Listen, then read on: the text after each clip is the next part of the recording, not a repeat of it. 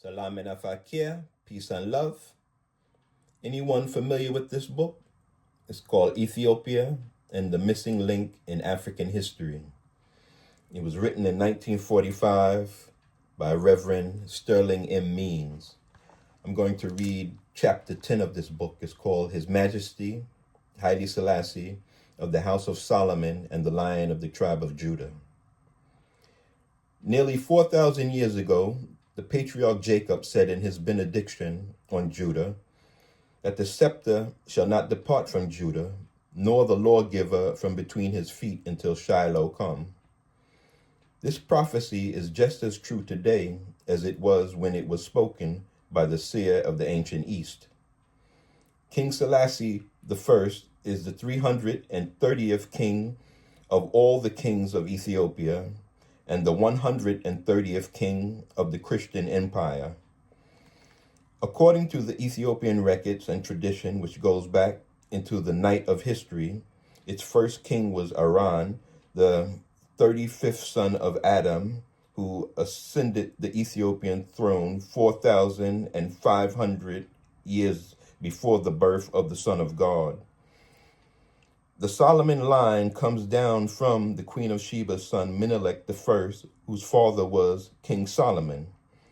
But the interest that concerns us now is the part that is being played by the Black King in the greatest drama of world's crisis that has ever met human intelligence. The event marked its beginning in 1935 when Mussolini, the madman of Italy, sent his ships through the Suez Canal and violated the sanction of the 52 nations and fired on Ethiopia. The crisis ushered the ancient empire of the Queen of Sheba into the role of international politics, and it made her Black king the property of history. The king proclaimed 1 week of national prayer before going into battle. Ethiopia stretched forth her hand unto God, that her sword might not return void of victory. Haile Selassie was formerly known as Ras Tafari. He was Ras of the province of Hara, and because of his culture and refined qualities, he was called by his countrymen the Golden Prince. He sprang into prominence during World War of 1916 as an ally to England and France. He drew his sword and defied the Muslim world and gave Africa and his empire from Mohammedan invasion.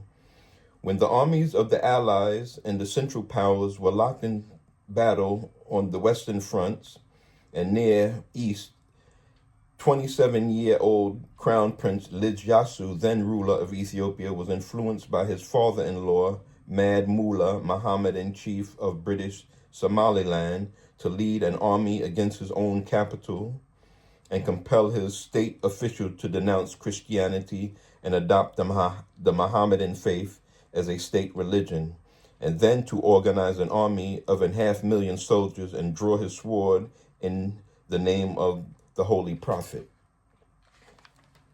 and conquer the continent of Africa and build a vast Mohammedan empire stretching from Somaliland to British Nigeria. This sinister movement was checked by Haile Selassie, who led 100,000 soldiers in battle against his royal cousin Lijyasu. Lijyasu was defeated, captured, and imprisoned for life. But for the respect he had for his royal blood, Selassie handcuffed him with gold chains.